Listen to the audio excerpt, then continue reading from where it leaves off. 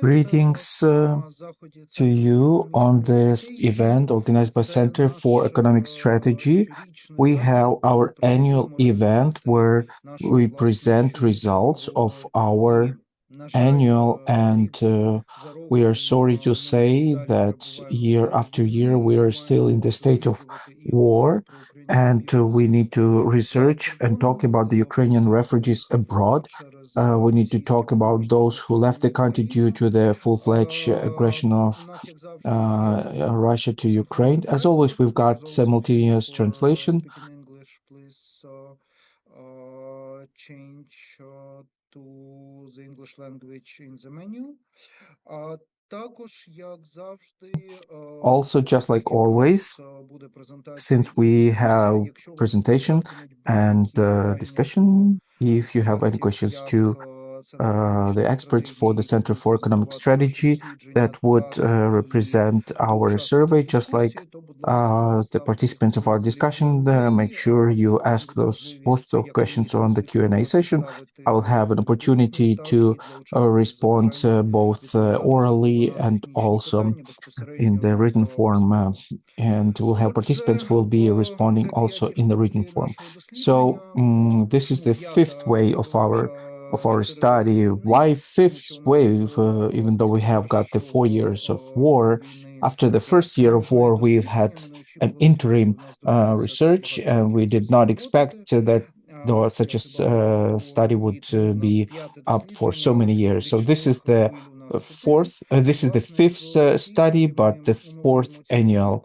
And so we definitely assess the quantities of Ukrainian refugees abroad. We also analyze how the impact of the specialized subject and immigration of youth, 18 to 22, and we studied the factors that drives people back to the country of Ukraine, and also another subject we have not touched yet in the previous ways, which is the readiness of Ukrainian citizens abroad who left due to the full-fledged invasion, to how ready are they to cope with the termination of the temporary asylum in their EU countries. Like, what are the strategies that they have, that they will have, after, there would be no opportunity to stay in the country that hosted them. Two more moments. We are using the data of the representative polling that was done in the December 2025 by the research agency Info Sapiens at the request of the Center for Economic Strategy. And as always, our large five-star gratitude to the International Foundation withdrawal, who've been supporting us throughout those waves, and they allow us year after year to observe the situation, to compare, analyze the dynamics. And therefore, our plan for the day is in the following. My colleagues, the senior research for the Center for Economic Strategy, the head of the department that studies the human capital, Irina Politova, and also Lazar Levchenko, our economist, who worked on that survey. They would present the results of the next wave, and then we'll have another interesting survey, because we will have afterwards the words from the researchers and also people in position from Ukraine and from the EU. So, Ira, the floor is yours. Thank you very much, Hlip. Thank you to all of the colleagues. Thank you for being with us today. Let me share my presentation, and please respond to me whether you can see it well. Yes, we can see the slide number 1. So we have just opened it. Out of the most important thing, out of the recommendations, let's go straight in the order. I am going to add 2 more words on the methodology, so that we would understand where from do we get the numbers that we show out here. So we've got 3 main sources of data. The first source, that's information regarding the citizens leaving the country, and basically these are the numbers that allow us to assess the number of refugees. Another thing, as Halip already mentioned, we had a large-scale representative questionnaire of our migrants abroad, and also there was another thing regarding what have changed from the legal standpoint in the last year. And also, there was another question regarding what will take place, what are the recommendations, and what was done by the variety of countries prior to the termination of temporary asylum. We know that this is something that's going to happen next March. And we've studied this question via the cabinet studies. So the first important question, what is the number of Ukrainians abroad, those who have left the country due to the full-fledged invasion, and how the numbers varied and changed in the previous year? As for now, based on our assessment, the general number of the migrants is 5.6 million people. These are the three large categories of people. And the first category, that's the people who left the country using the western and southwestern borders of our country. And basically, they were counted by the border guard services, whether our Ukrainian ones or border guard services of our neighboring countries.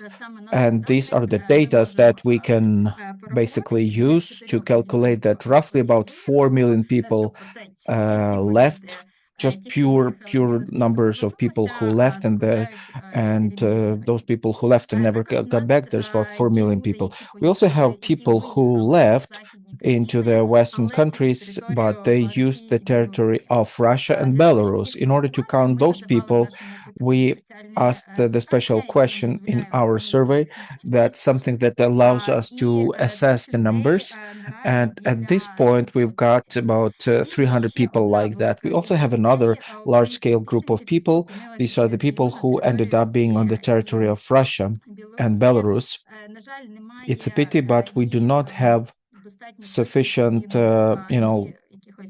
clear enough, accurate assessments, or neither there are ways to assess the size of such a group. So all we have are the assessments done by United Nations in 2022. Those days they have numbered the numbers of immigrants to Russia and Belarus, and at the level of 1.3 million people. Since there's no better data, we expect that there's equally an average like that same number. So if we summarize these three categories of refugees, we have the total numbers of 5.6 million. In the previous year, in the previous way, we have assessed the numbers of refugees at the level of 5.2 million people. So among the two waves, the numbers of refugees have increased roughly by 400,000 people. Out of the good news, what do we need to note? Following the calendar year, we observe the drop of the numbers of people leaving the country using the western border. So this is something that the border guard services can claim.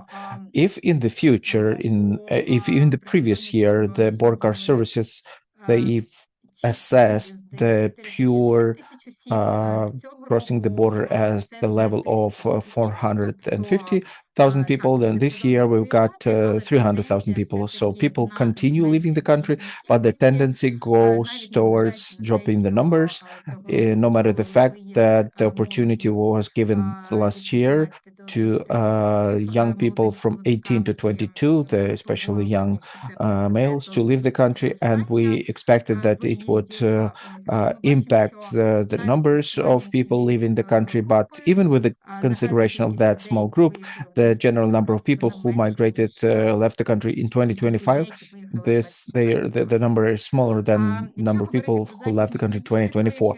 Talking about the countries from the West, just like always, most often our refugees ended up going either to Germany or Poland. If not to consider Russia and Belarus, these two countries, they are hosting 43% of our refugees. Definitely quite an interesting question that we have regarding the males ages of 18 to 22. We have done an attempt to do some numbering, and we followed the same principle that we have. And as we look at the general numbers, of the refugees, we looked at the data from the State Border Guard Service of Ukraine. It's a pity they do not uh, we reached out to the border guard services of neighboring countries, and they've got the statistics. And basically, they've done some numbers as far as how many people left in comparison to those who have returned. And it looks like in the beginning of August, when the border was open, all the way till November 2025, the pure migration of that group is on average 100,000 people. If in general, if you calculate that what there were 300 people who left the country, then one third of the 300,000 are males 18 to 22, which roughly is every seventh person. As we see, not everybody left, and the tendency is going downhill. So everybody who wanted to leave the country, they left in the very first month, and then the tendency is dropping. But definitely, we need to watch that, indicator in the future to make sure that we have rather clear understanding of the tendency. But if you talk in general about that permit, how efficient was it? Then we can say that the general aim was to stop the migration of the school-age kids, those who have not who have not yet reached 18 years of age, so that they would not migrate together with their parents abroad. So the decision was made to allow the people of the student age to leave from the country. It is yet too early to draw some clear summaries of that, but as we watch the numbers of the temporary asylum that Ukrainian children received, those who are in the age of 14 to 18, so we see that after the month of September 2025, there's less and less of them. But how stable would that, would that system be? We can judge it next year, because the main leaving of the school age kids, is happening in the summertime. Once the school year is over, right before the new, academic year, that's when they leave the country most often. So to completely analyze the efficiency of that decision, we can basically do the summary next year.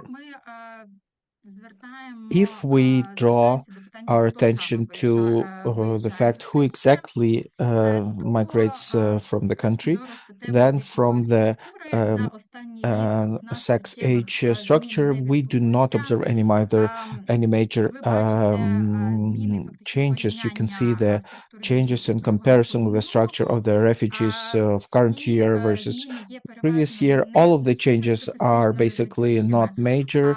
They're very minor, and they do not impact the statistics very much. And partially, they are explained by the change of the pooling of the refugees that we have this year. On a partial way, we have done it through via recruiting through the online panel.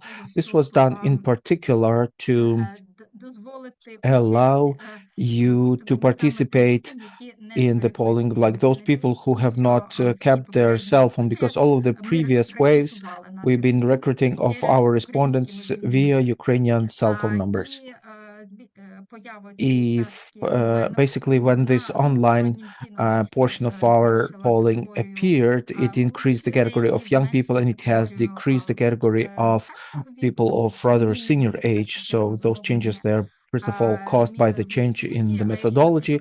And if you, let's say, compare the two draws of telephone recruiting of current years and previous years, then statistically there is no very substantial changes. So we can say that in comparison to the previous year, this structure of refugees by the gender and the age, they remain the same. The largest category are the women who are 18 years plus, which is 40%, and then we've got almost equal numbers, kids under 18 and men males that currently are 29% of all of the refugees. And also, as you look at the retired people, the portion of retired people is rather minor. So predominantly, you know, refugees that are leaving the country, they are either children or work age group. And also, as we look at the breakdown of the refugees by the household, and we looked not just at the person, but also who do people live with abroad. So 37% of families, they are families with children, and the portion of the families that are not complete, where one of the parent left and with full families living, those portions are roughly the same, 18 and 19%. And the only thing we can say is that in the year 2025, we have observed the increasing of this portion of people, the portion of families, complete families that would leave the Ukraine and go abroad. They used to be 17% in the past. Now they are 25% in 2025. Also, great portion of refugee is comprised out of the single people or couples with no children. We could say that people who are over 35, like 35 to 65, pre-retirement age, or young people under 35 with no children. So these categories altogether, they make up to 37% of the refugees, and one more 17%, these are families with kids who are adults, like couple of just a few generations with those who have no kids under 18. So the retired people, they are, very small portion. There was like only 9% of them. But if you look at the families where there is nobody with children, just retired people, there's only 5% of the households. If you take a look at the other social and demographic characteristics, like social economic characteristics of our refugees, we would observe that first and foremost, the residents of the large cities are living from the geographical standpoint. We talk about people from the eastern and southern areas or city of Kiev. We talk about highly educated people. 71% of refugees have a bachelor's degree or higher. 71% were employed in Ukraine previously, and these are people with quite high level of income. 43% of refugees prior to migrating from Ukraine, they were able to buy themselves food, clothes, shoes, and other necessary things, as well as to make expensive purchases, which is quite high, indicator, because in accordance to the data, there were on average 20% of people like that in Ukraine. So there's definitely, we can see that people who are more financially provided, they are rather living. So we can say that our middle class is living. We have also considered some losses, not just in the percentages, but also in the actual people and in the percentage of losing GDP. For you to better understand all of those tendencies, if we talk in general that we have about 5.6 million Ukrainians leaving the country, then 1.7 million of those are children who are under the age of 18. If we talk about those who live right now in the Western countries, we have got 1.7 million people who have a job. And if we talk about the refugees who do not plan to return, then depending on scenario, we have just observed three scenarios: optimistic, mediocre, and the pessimistic. Then 2 to 3 million refugees that are now in the Western countries, they do not plan, at least at this point, they do not plan to return back. So if you talk about the losses of GDP as a result of losing the manpower, as a result of the losing of the consumer market, depending on the scenario and methodology of calculation, so the losses are anywhere between 2 to 9.5% of GDP annually, which is definitely quite a large number. And based on that aspect, definitely the important and interesting question would be how well integrated are refugees to the new environment and societies and communities, and what are their intentions regarding the returning back to the home country, and what can we do to expedite or incentivize their returning. Regarding the integration, we can see that Ukrainians are quite successful in the integration processes in the hosting countries. And we can also watch that the portion of the employed refugees is growing. We see that 74%, that's the number that you got for these people, but we also can see that 54% of people work on the different specialization than what they had in our home country. So we have a tendency towards dequalification. Out of the positive tendencies, we can see that that the level of languages is growing, as you can observe on the slides. The whole analysis tells us that knowledge of the language is a rather strong tool for integration, because those who know the language well, they can also rely to get a better job. They do not need to look for better jobs. They do not need for jobs that do not equal their specialization.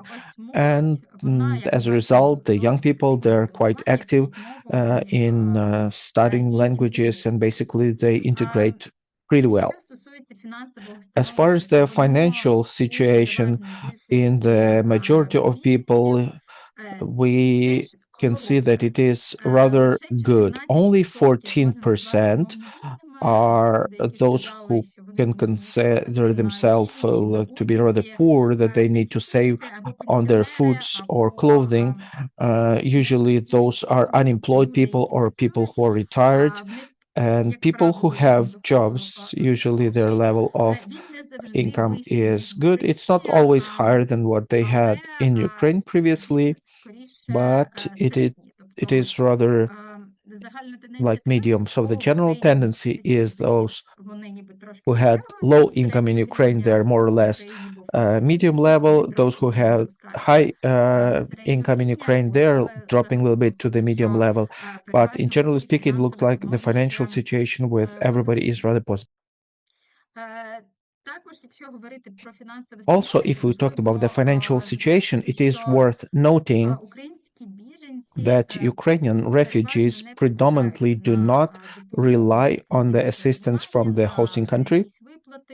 They do not rely on some payments or some welfare payments, and most of their expenses, if we talk about the monthly budget, if you talk in the percentages, if you count income from different sources, most often we can see that that's the income in the form of a salary or income from the business. And also refugees, they also use their savings. On average, the social assistance from the hosting country is 17% in their family budget. Definitely, this is rather average number, because there are groups who rely more on that, like for instance retired people, and we have the percentage of 30% for them. If we talk about the families with children, especially if there's like a single parent family, the percentage is also rather a bit higher, on the level of 20%. But there's not a single group other than the retired people where that aid is very substantial, or it shows the majority of the monthly income. Also, we can see that the refugees, they build their social relations in the new country in a very active way.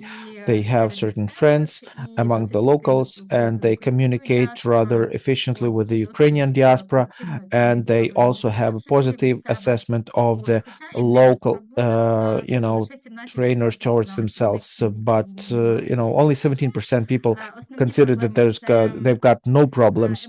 Most of the problems, they're emotional, their grief for their home place, and also uncertainty about the future in the new country of residence, in particular due to the fact that the temporary asylum is still temporary, and also quite often they talk about their hardships in coping with foreign language, and also in the search of work, of job.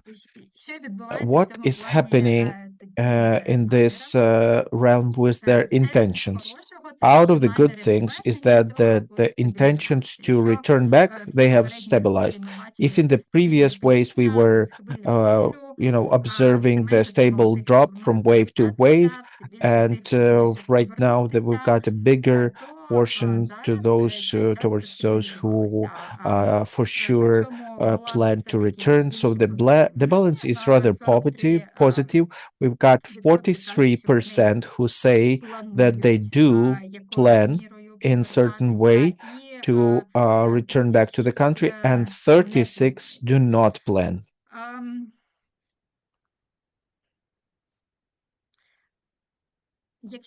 If we talk about what are the groups that are rather leaning towards returning to the country, and what groups rather want to stay abroad. So we have just seen that young people and males, they are most oftenly replying that they do not want to return.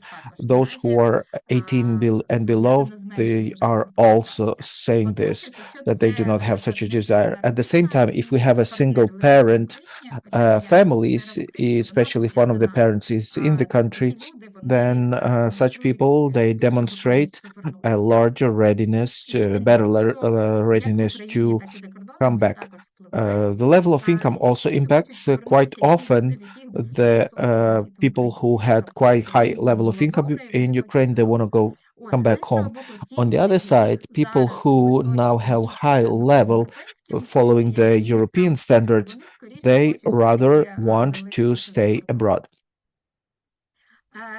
Likewise, such thing as wire transfer of funds to Ukraine for the relatives, they are associated to the fact that they rather want to come back. This is quite an interesting thing, and that's quite commonly spread thing, because about 50% of refugees, both in the current wave and the previous wave, they told us that they, on the regular basis, transfer funds to their dear and near ones in the country of Ukraine. And one more factor, which is related to the greater desire to come back to the country, that is training sessions in the Ukrainian educational institutions, or remote work from Ukraine, where people physically are somewhere in Europe, but they work at their Ukrainian jobs. And so here we need to say that we do not talk about the reason and cause connection. We are just talking about the fact which other groups, what are there, and who consider staying or living. So people who stay in the country, they're more leaning towards the fact to one in another form to come back to the country for which they work. If we talk about returning, and if we talk about 43% who claim that they want to return, we do not talk about the returning into the close perspective. Most often people consider returning home after the final ending of the war. So we have asked that question in the forms about the returning about the ending of the war and returning of the flights in the airspace of Ukraine. So I can say that at any instant, such a returning, this still is not a very close perspective. Also, refugees who left with their parents, with their children, we asked them to assess how willing are their children to come back to the home country, and are there any problems in general. It worth remembering that we are not doing the assessment of the children, but we ask parents whether what do they think about their children, and we were talking about adults and the balance so that they had regarding the desire to come back or to come to the country. It is rather positive towards returning. So whenever parents talk about their children, they say, no, most likely my child would stay here. And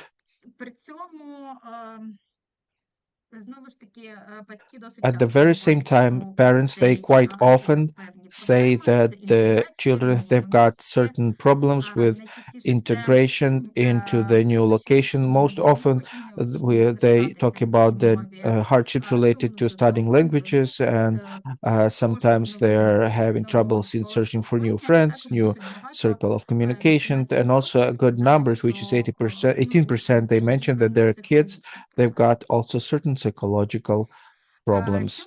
And what can incentivize the refugees to come back? What we as a country can do so that the refugees would come back?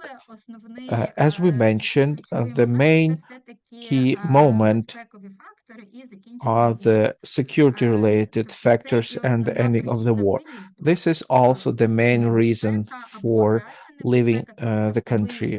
The danger, the real danger, the migration from the occupied territories or air territories that are close to the contact line, or the sense of danger. Sometimes people live not too close to the areas of combat, but just rather the sense of it. So that's the main factors of return.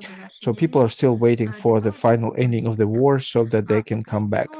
Besides that, one of the important things as are factors that are related to economy. Like people want that after they go back home, they would have the decent level of life, they have a decent work. We know that the majority of them have jobs and they feel themselves not too bad from the financial standpoint. And definitely, as they consider the options for returning, people compare what they have now in the Western countries and abroad to what they can get in the country of Ukraine. Another important category uh, is related to political reasons. Like this year, we've added to our questionnaire such things as progress towards the rule of law, the progress in anti-corruptions, and also joining and exact movement of Ukraine towards EU and NATO. And we see that people want to see a certain perspective. And we also asked that question in the different format. We asked about the obstacles, and out of the obstacles, we could see that quite often people were talking about losing trust. So, in order to get people back, we need to show them some better perspective, and we need to somehow try to, deal with that sense of lack of trust or despair. So it should be done by economic factors, but also very specific political steps towards that. And if we talk about males and especially for the youth, the very important factor for to get them back, it's definitely the discontinuation of restrictions of mobility and also crossing the border.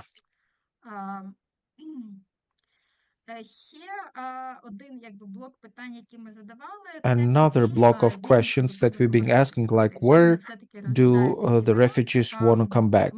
If they still consider returning, we wanted to ask them, like, where would they want to return? What are the regions that they consider to be more or less secure and where would they want to return. And our hypothesis was about the fact that there's relatively secure areas, which is the western part of the country, and that's where people want to come back. And that hypothesis partially justified itself. So definitely there are options there are areas that are considered more or less secure. Definitely that's western part of the countries, those who are as far as possible from the combat zone, even though the large portion of our refugees, like 42%, they say that there no place in Ukraine is secure enough. But our second hypothesis was about the fact regarding the return of people to the relatively secure areas. It didn't work because many people discovered that they just want to come back exclusively to their regions. And if they consider other regions, they predominantly look at Kiev and region of Kiev, as you see on this illustrative map here. And also, if we talk about the size of the neighborhood, we can say that quite large number of refugees, they're ready to return only to big cities and to only big regions, like 47%, and only 14% they were willing to return back into their rural area. I'm going to give the floor to my colleague Lazar Levchenko, who was also very actively engaged over this project. Uh, Lazar, floor is yours. Yes, as we talk about such a large group of Ukrainian citizens abroad, definitely no way it would be monotonous. So the refugees, they vary following variety of characteristics, as we mentioned, and there's different motivations and there's different circumstance in life. And in order to understand uh, the tendencies, we have done some cluster analysis to figure out the diversity within the group, and we have identified four such clusters, and we have given them such titles as new life trajectory, with strong connection, economically vulnerable, and the first cluster, it's like classic war refugees. And here on this graph, you can see the difference between the intentions to return back home, divided by cluster, and then we have the in-depth peculiarities of each of the groups. So the first cluster, we called it the new life trajectory, and it is predominantly made of the new dynamic people who quite often are not married, which makes them rather mobile.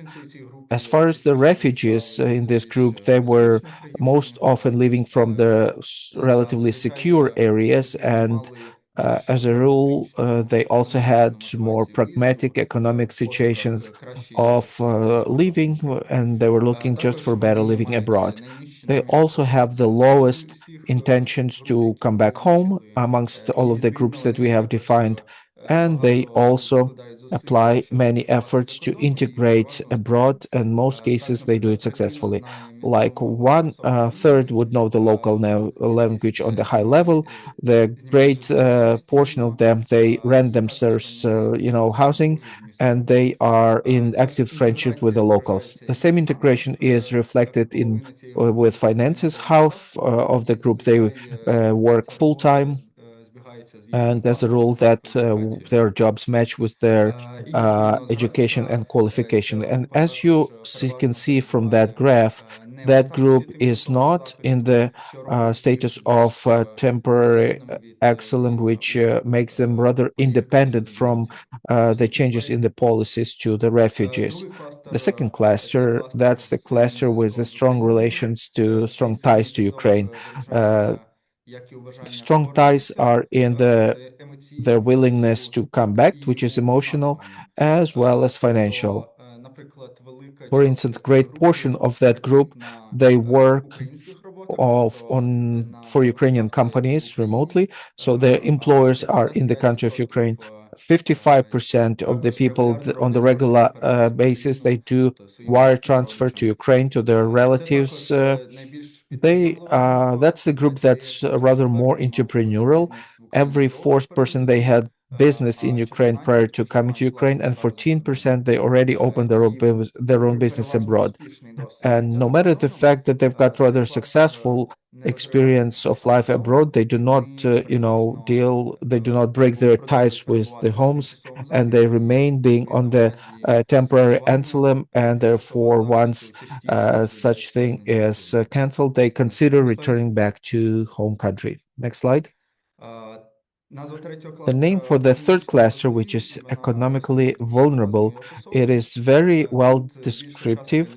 The majority of people are the middle-aged people, re, uh, divorced people, families, and single people who would go abroad without the partners. So most often they are in the active search of work, but they are not as successful as the cluster number one. Those who found the jobs, they usually work not full time, or they work not in their field of education and expertise. They're also the group that is dependent from the welfare payments. Almost 70% of get some social welfare payments, and though payments, they're almost a half of their budget. No matter the fact that they've got not too large success in the integration abroad, they still prefer to stay abroad. That desire of theirs, they motivate by the fact that they lost their property and housing in Ukraine, and the fact that they've got better social protection abroad. And the last group, which is the largest in size, that's the cluster of the classic refugees of war, which is caused by the fact that there are security issues, and there's economical reasons for that. Most often, that's the portion from the portion of people who are senior in age and from the eastern part of the country, and these are the people that left from the occupation zone. And even though they got the strongest drive to come back, their intentions are uh, narrowed by the fact that they want to come back home, and their home might be either the damaged, destroyed, are in occupation. These are the most vulnerable people from the legal perspective, because once the temporary asylum is cancelled, they are leaning towards returning back to the country. And let's go next slide. If you talk about the legal status, we can say that refugees abroad and the states, they have they have continued to cut payments, and they focus their payments on the more vulnerable categories. Also, among the EU countries, they've got the consensus regarding final point for the temporary asylum, which is for the 4th of March 2027, which would come basically in 1 year. And the EU countries, they have to prepare policies that would facilitate either returning to the country or obtaining other permits. At the same time, many countries, they are very uncertain about those transition policies, which causes uncertainty regarding so many people present abroad. In order to understand that uncertainty in a better way, we have asked this question to certain refugees regarding their readiness to basically to cope with the termination of the temporary asylum, and a good number of uh, refugees, about 800,000 people, they said that they are not on the temporary asylum anymore. So 80% of those people who use temporary asylum, we asked them what action would they consider once the temporary asylum is terminated, if they would not be able to get them additional status that would allow them to be abroad. Amongst those people, the great portion of people would consider a variety of ways how to remain being in the country that they are already in, or in some other country abroad. And quite often they show the desire to remain in the country in the illegal form. 1.2 millions would consider coming back to Ukraine, but at the same time, a good portion of them informed us that they would temporarily come back to Ukraine, and then they would immigrate once again. As far as the termination of the temporary asylum, there's only 1 year left. Many refugees, they are very uncertain regarding the future actions, in particular due to the uncertainties of the political status of the countries where they're in. This is it from my end, Irina. Thank you, Lazar. This basically is it as far as the slides that we prepared, but this is just a small portion of our report.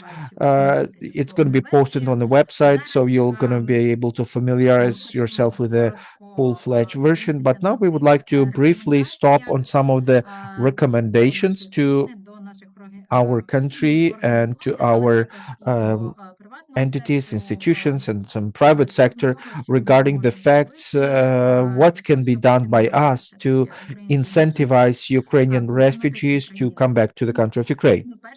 First of all, what needs to be done, we need to cooperate with EU countries in the question of abolition of temporary protection. It would not be just, it would be good that uh, we do not just wait what's going to happen, but it would be good for Ukraine to participate in the development of those policies, because once again, we do have certain needs of our own, and if we cannot expect that the large portion of migrants would come back, then we at least can create conditions and we can ask our partners in the European countries to create conditions for the circular migrations, which means that there would be opportunities for people to travel to Europe and to come back home to Ukraine without concerning the fact that their work permit or living permit would be terminated. Another thing, we can talk about the opportunities to continue remote work, so that people who want to live in Europe, that they would be flexible in finding their jobs in Ukraine. Another question which is important, that social warranties for the vulnerable categories. We know that there are categories of refugees that are very much dependent on the social payments, into the welfare payments in Europe, and they are the ones who can belong to the categories that would not be able to get permits on living following the standardized schemes, which is employment in the country or training in the country. And there are high chances that their standards of life might very much worsen due to that, and as a result we need to work proactively for such thing not to be there, not to happen, because we need to make sure that these categories, they have certain protection even after the moment when the temporary asylum will be abolished. Another thing, we also observe that the young people, quite often they speak about the fact that they do not want to come back. Young people, especially those who are under 35, quite often they tell us that they can see better perspectives for themselves abroad, for both economical and the quality of life. But at the very same time, we can see that they're quite vulnerable to economical and financial incentives, and therefore we as a country, we need to offer them certain programs that would incentivize them to come back, in particular some financial stimuli and proposals or attractive employment proposals. And also, as far as the young people goes, we can see the great portion of that youth, they are students in the educational institutions abroad, especially if we talk about the higher education institutions. We need to remove obstacles on our labor market that are related to the fact that the foreign diplomas, they need to be recognized following this specialized procedure. So these procedures, they need to be simplified so that the people who got their education abroad, that they would come back to Ukraine, it would be easy to legalize their diplomas. And another thing, it's not that we need to provide the discounted terms of entering Ukrainian higher education institutions. It basically relates to the locations where you can turn some entry tests, and sometimes abroad it's quite challenging to get some documents, certificates to to prove that you have passed the independent testing. So there's variety of obstacles between Ukraine and foreign countries that we need to deal with. Yura, I will talk. I would like to ask you to be not so detailed because we are falling out of our timelines. We got one more speaker, so let's run it real quickly. The important moment from our standpoint is to have an opportunity to credit the work experience gained abroad to Ukraine. For that, it is necessary to sign the intergovernmental agreements between Ukraine and other countries. As much as I know, that work was already being done, but we need to activate it even more. And as far as some categories of the refugees and segments to who it's quite difficult to conduct everything from the economical standpoint, for their returning, we need to offer them some ways to search for jobs or to change their qualification. You see me changing slides, right? So also with the consideration of the fact that many refugees want to go back straight to their home place, straight to their areas, the priority should be to have a quick post-war repair of the affected regions. Another acute areas is compensation for the destroyed and damaged housing, for especially for the people who have their housing in the occupied territories, or the reimbursement of the rent of the housing, because the people who want to go home, that's another question. Another improvement of the transportation for Ukraine. This is the support for people who want to live in not in the country. Next, development of public-private partnership mechanisms. We know that we need to have cooperation with central and local authorities and businesses, because people want to come back to the places where there's housing, jobs, and some social infrastructure, and all of that needs coordination. And the last but not the least is definitely maintaining ties with the Ukrainians abroad. We need to have certain strategy that would, in one mind, be targeted at adults, but also at children as well. So we need to support relations with children and with adults who ended up being abroad. Thank you very much. Apologies for overtaking my time. Дякую, Thank you very much, Ірино. Irino.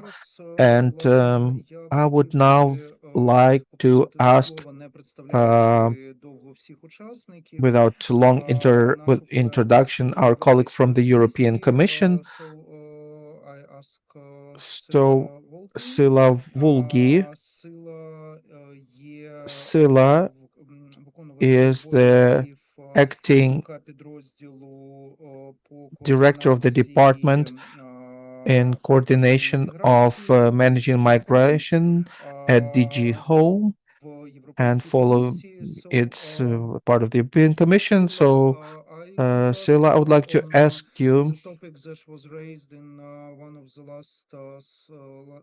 last slides, and it is like you see that large share of Ukrainians are not still well informed, and they do not have very clear plans and understanding of procedures, like how to complete a transition from temporary protection to individual visas or residence permits. Is the Commission still believing that it is realistic to complete this process quickly in coordinated matter? Thank you. Need definitely this kind of evidence to drive our evidence-based policies. To also reassure, Ukraine does participate in the discussions. It's the EU predicament that nothing on Ukraine is without Ukraine. So they are part of the discussions on the transition strategy out of temporary protection. What we have found, as just a side note and confirm your findings, that the single strategic enabler for return is the dignified and credible and economically viable living conditions in Ukraine. It matters a lot more than the legal statuses in the EU. Then, if we look at your question, we have a coordinated approach at European level. It is not a harmonized approach because we don't have EU legislation at hand. So the transition happens mostly to national statuses.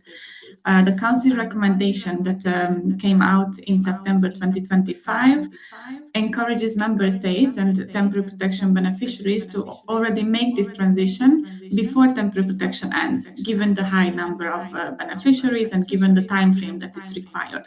Of course, there is homework on the side of the member states and sometimes need to set up new procedures. This comes with a lot of administrative burden. In reality, where we are now, it is realistic. We have seen different approaches when it comes to the transition. Certain member states are developing so-called omnibus sort of permits, which is dedicated to Ukrainians, and they mean to enable almost all Ukrainians on the territory to transition. This is the case in the Netherlands and in Poland, for instance. And might be other member states think to do the same. There are also Ukraine-specific permits. The one, for example, done in Czechia, where still there is a higher income threshold and a more phased approach, but it is a permit that was designed to enable Ukrainians to transition to other statuses. And then there is another set of member states who have flexibilized, or they plan to flexibilize sometimes, access to existing permits that are already available for other third country nationals. The reason is in some of these member states is they don't have as many people on their territory, so the administrative burden is higher than maybe the need. So this is an approach to see first how many of the people on the territory can already transition to these statuses. And then they can still, if there is a gap, they can come up with a solution. I mean, we still have 1 year to go. So overall, I think it's underway, but it requires a lot of work on the side of the member states. Is the Commission having like any plan to speed up this process to prevent the situation when, especially in the larger countries, like in countries with a larger share of Ukrainian citizens, like in Poland or in Germany, we will see that they are not able to proceed to proceed in time, or like some countries will not be able to come with any solutions, and Ukrainians, like as we saw in the data of our survey, will try to do like some member state shopping, trying to find the country that has a solution, and with all negative consequences that can come from this, especially in a scenario if full-scale war will be still in place in March 2027. Yes, thank you for the question. We are in coordination with the member states and also with Ukraine, seeing what are the options we have given the unfortunate nature of the ongoing war. Now the focus is on operationalizing this Council recommendation and transition as many people as possible. Some member states are doing it at a higher speed. Some others are on a more wait-and-see mode. Poland is very much on track, and they mean to transition 900,000 people. So I think we can say that that's very good progress already already now. Some other member states need a bit more internal discussions to come with a fit for purpose solution. Of course, it's member state dependent.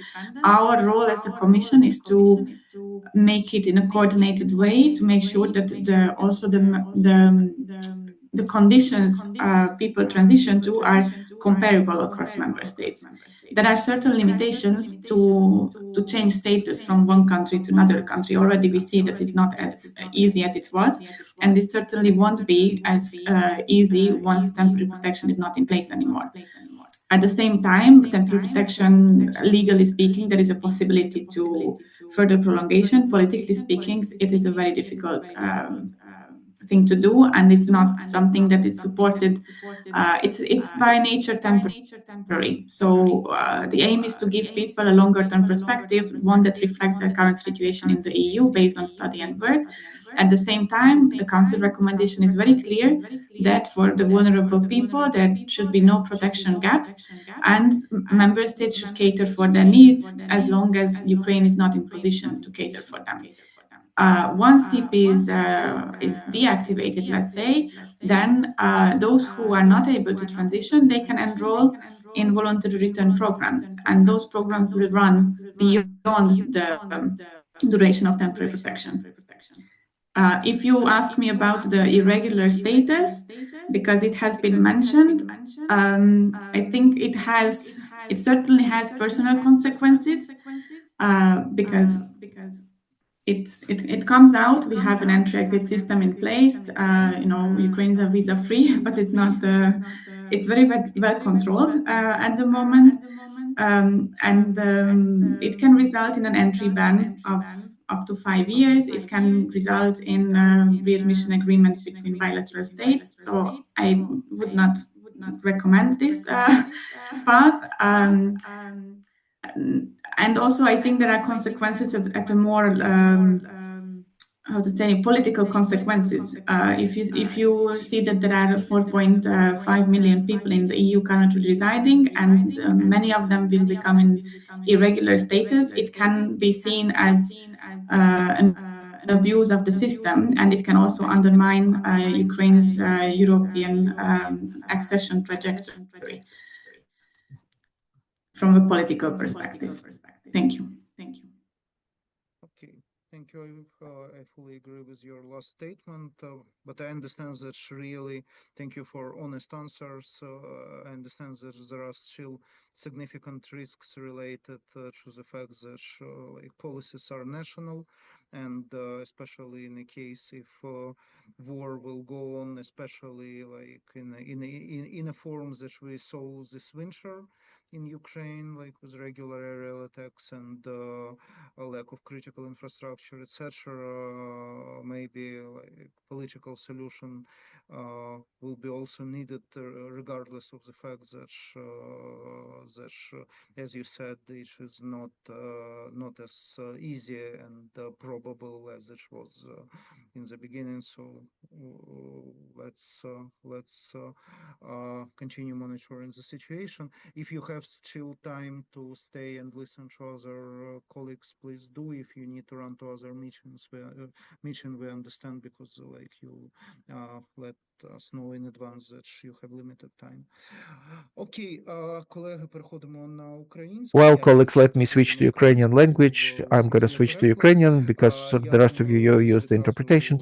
So let me just ask you to prepare, or indeed we would just finish that question. We've got Olena Babakova amongst us, and basically we would complete this final question that's related to the specialized theme of our survey that we did not have as far as what's going to happen after the temporary asylum is finished. And then we will get back to the representatives of the state agencies and our colleagues from the institutions that do the research, and then we'll get back to the presentation that was already done. And we've got lots of technical related questions, and our time was a bit till 5:30. I hope that we will manage to cover the questions that are that are suggested by the participants, and then we can talk about some other questions, and then we would answer the large-scale questions, which is in Q&A. And Andriy and Oksana were raising their hands. Are you restricted by time? You want to speak rather earlier? Yes, we are flexible then, and if we do not object, we'll get back to Elena a bit later with the clear questions about what is happening in Poland. Is everything there as nice and bright as we found out from our colleagues from the EU Commission? So Oksana Indruka from the Ministry of Defense of Ukraine, Ministry of Foreign Affairs of Ukraine. Let's talk now about what Ministry of Foreign Affairs, what are they trying to do as far as preservation of the connections? Because as we watch the second wave, we can see the stabilization and preservance of the large factor of those people who would apply all the efforts to live abroad, which is definitely a negative news for us as for economists, but nevertheless, it's an opportunity for the future operations and work with the Ukrainian diaspora. So Oksana, floor is yours. Greetings to all of the participants of the today's event. I'm sorry that I have intervened, basically not as it was planned, but I am pushed by the next meeting that I might not basically do it everything on time. So first of all, thank you for the good research materials that you have presented to us. But together with that, we would like to draw the attention on the very substantial use of the terminology. We, in our work, we do not use the term migrants in relation to the citizens of Ukraine who are temporarily abroad. We have got such a terminology as forced resettlers or temporary resettlers, but not refugee. In order to understand better how the ministry works and what do other people do in order to preserve national identity of Ukrainians abroad, we need to use the terminology which is set on the legislative level. As for today, we have this terminology as foreign Ukrainians, like foreigners and citizens without citizenship of Ukrainian gender, and also citizens of Ukraine, which could be migrants, and another terminology of the forced and temporarily relocated people. It all depends how to cooperate, what are the steps, plans, and programs that needs to be applied by the state to each of the categories as the state protects the interest. The Ministry of Foreign Affairs, as one of the priority assignments, defines it as the protection of the citizens of Ukraine abroad, and also the satisfaction of their linguistics and educational needs abroad, and preservation of Ukraine identity. It applies to the different categories, different forms of cooperation with Ukrainian communities. Those are located that are located abroad, and also preservation of their identity and preservation of Ukrainian language. We understand that even in the last 5 years, in the non-complete 5 years of the full-fledged invasion, we have that generation of people who with the kids who have not been school age, but now they're students at schools. Some of them, they have already graduated their training at school, and basically a lot of attention is brought to the educational needs of those people. And we have very tight cooperation with our Ministry of Education. We have got programs and platforms of the support of Ukrainian schooling abroad. We also have a commission that would do the verification of such things. And as for the months of February, over 80 such islands were verified. So that would allow them to get the documents regarding education in Ukraine, and we also show ties between those points and Ukraine. So we also give them the documents about the medium education. We talk about those who have graduated Ukrainian educational schools, but they worked abroad. We have very tight cooperation with Ukrainian organizations, and we give them full facilitation in opening bilingual classes in schools and the support of Sunday school. We do all that. All that it takes to preserve those people and kids in the Ukrainian space. This is briefly an apologies, but in about 10 minutes I need to leave from this meeting. Let me just ask you real quick a question to for confirmation. Then I will ask Andriy Shevchenko to make sure that we cover the subject of ties with diaspora. One of the questions that are most painful, that's the question that's related to educational component, as it is properly called. I remember when the Minister of Foreign Affairs was Dmytro Kuleba, he announced that, and as long as we conduct such a survey, we still have not discovered that platform.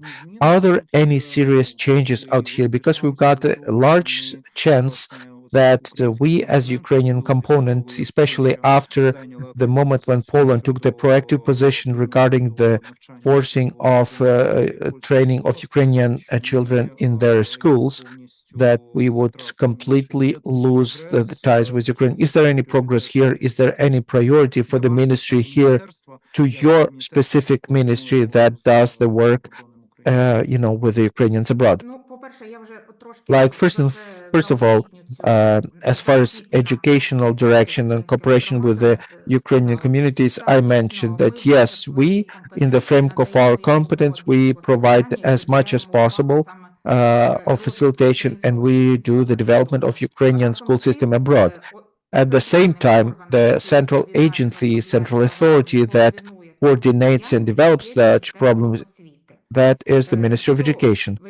And in the year 2025, there was a commission together with the Ministry of Education and Ministry of Foreign Affairs, also with the participants of the World Congress of Ukrainians War, and that commission looks at the cultural educational islands, and they talk about the Saturday and Sunday schools to do the verification. So we check whether what kind of programs do they run, what are the number of kids engaged in the training of their, so they verify those little islands of Ukrainian presence to allow the children who work there, who study there, that they would get the Ukrainian certificate of education. At the very same time, you just mentioned Poland. We also need to consider such things, that there are in Ukrainian citizens, but there's also citizens of Ukrainian, origin. In Poland, such citizens, they belong to the Ukrainian minority. In relation to the legislation of Ukraine and international law, that country facilitates the preservation of their national needs. In Poland, we have schools where definitely there are classes and there are schools where the training is done in the Ukrainian language, not all of it, but certain subjects. Regarding the Ukrainian component, yes, after the year 2022, when there was a great number of Ukrainians who moved abroad, the variety of educational hubs got opened, and some cultural and educational islands where they conduct training using Ukrainian curriculum, and that applies not just to Poland. There's also other international states that they have such a requirement that the kids in the country, they should be in the educational system, they should be in training, and therefore yes, such kids are somewhat overloaded because they study both in the country of residence, and also they study online in Ukrainian schools, which is allowed by our legislation, and also in the state Lyceum Muj, which is international Ukrainian school, and or in other schools like Saturday schools and Sunday schools or other things. So we provide the different training materials to such things, and those kids are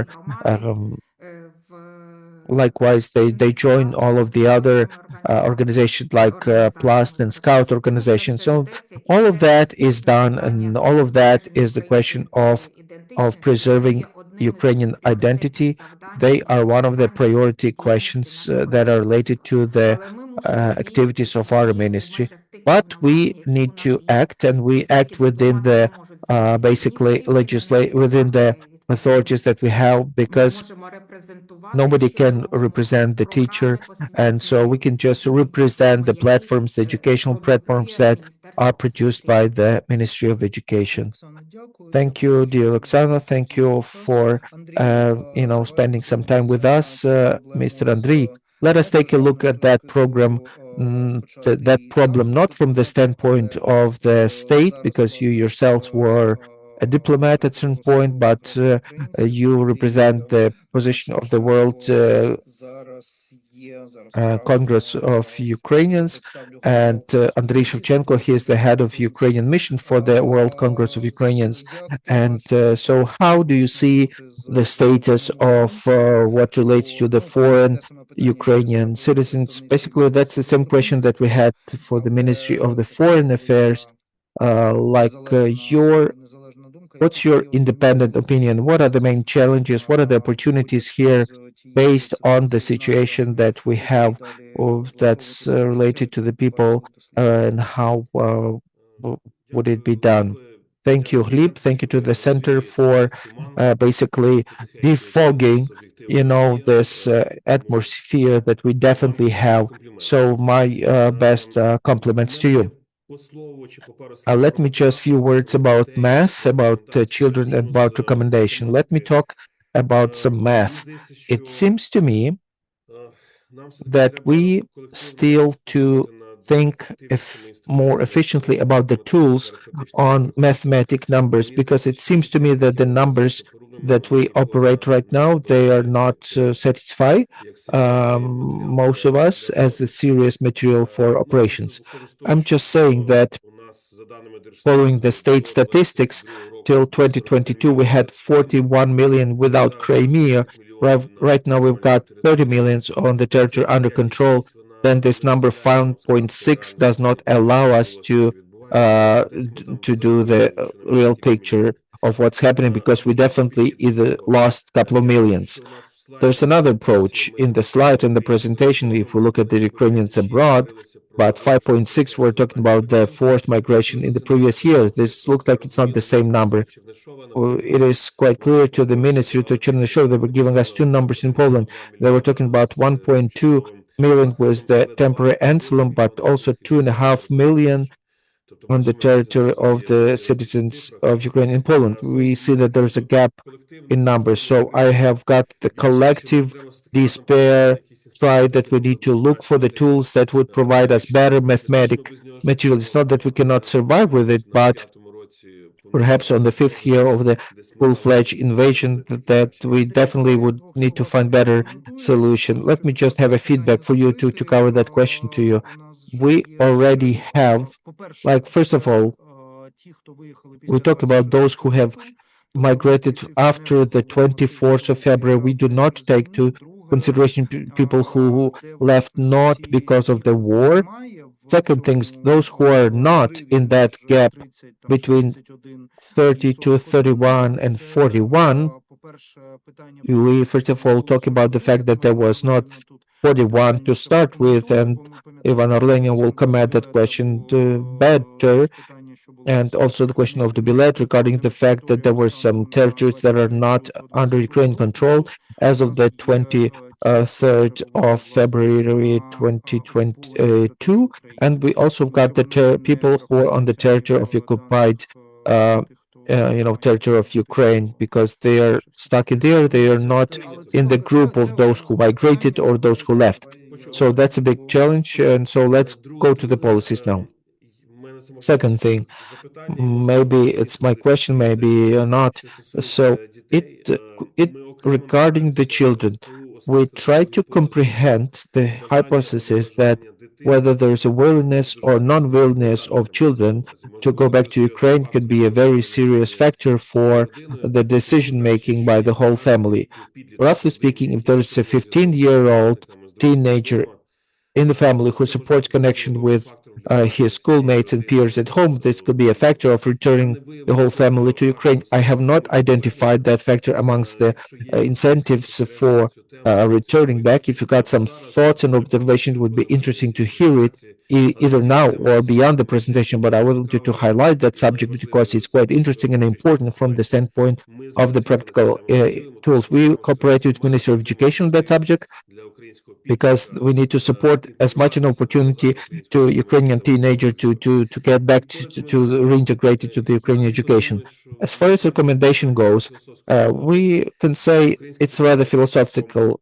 Do we as the country go in the proactive way of trying to get back all those who can get back, or would that be rather a background, flow?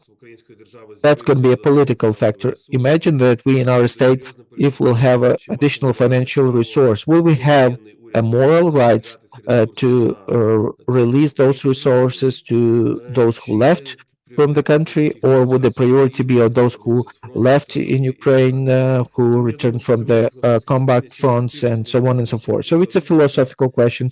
So are we fighting strongly for that? Or is it just in the background that we think, well, let them come and then we'll think how to support them? And definitely that's a question beyond the mandate of Ministry of Foreign Affairs.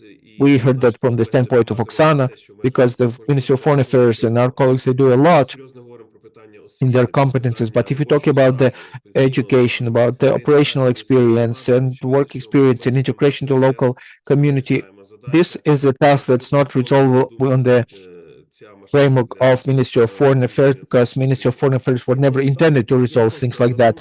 Another thought that's also rather philosophical, it seems to me that as we listen to presentation, this breakdown to diaspora and forced war migration, it is more and more artificial. And that gets me back to this math, because we also try to somehow divide, and as a result, we've got this on slide that Ukrainians abroad, and we actually identified them as the worry settlers. And that official breakdown does not allow us to use the unified approach, because the state program should be covering all of the Ukrainians abroad, whether they left before the 24th and after 24th. I do not see why states should have different tools. There should be a motivational story that's related to the very comfortable entry of into Ukrainian education with the convenient reintegration to communities and so on and so forth. And that's a program that should be focused on all of the Ukrainians abroad. So I would probably talk about that, and that we need to seal such a focus other than the artificial breakdown, because it reminded me, I remember once we asked from about the Ministry of Unity, we heard the answer that Ministry of Unity is not to work with diaspora, it's intended to work with the refugees, and this is already a fake construction. Sorry for speaking too much. My compliments to you. You do, fantastic work, and please rely on us as a partner in such a work. Thank you very much. Then our plan is the following. If we do not have any objections, let me just ask some of our colleagues who started working with the questions that related to demography and migration, a dozen years ago. I would like to invite the director of, I would like to invite Olena Malinovska and also Albanova, and basically I would like you colleagues to comment what have you discovered in your minds, like as of people who've been with us in the communication for quite a while, and you've been talking about the questions that related to state of Ukrainians abroad. What, in your opinion, have changed in those years? And then I would also ask you, I'll ask Olena to get back to us with the solution of final questions, real questions with Ukrainians. That would be a reality check for Ukrainians who need to change that status with a wonderful plan of European Commission. It might strange also, but in order to preserve certain logics, I would like to also ask Oksana Sirik from Ministry of Social Policies. Since the Ministry of Social Policies, they took the function which was given to the Ministry of Unity, as far as the preservation of links between Ukrainians abroad and all of the respective policies that that they would summarize all of the thoughts that we have. So, Olena Marlenina, the floor is yours. That roof is not there anymore. If possible, please correct the camera a bit because we can see the roof of your vehicle rather than seeing you. But if possible, just turn it like this. That is super wonderful. Keep your camera this way. Okay. As long as I remember now, my reflection on what's previously said, let us create this designated discussion regarding the numbers of Ukrainians in migration. I've got my own numbers. They are somewhat similar like yours, but let's just get together and let's discuss it, whether it could be online or offline, in the place that is rather warm, because we in our institution, we do not have heating, so it's not a good place. Let me tell you of the next thing as well. I liked the survey that I've seen and also presentation. And I would like to congratulate with that, because not always are we lucky to do something decent in our days. One of the things that touched me the most, as much as I understand you are the first ones to start conversations of assessment with the age group 18 to 22.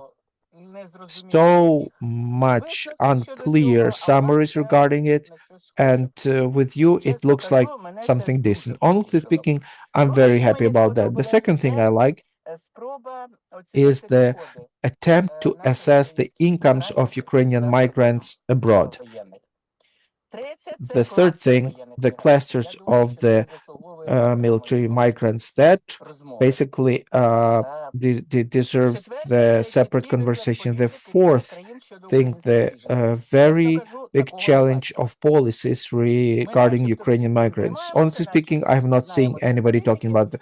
We all kind of look about that. We kind of all know about those policies, but this is very specific and clear. The fifth one, it's completely unique thing that I liked the most is your considerations of Ukrainians regarding their intentions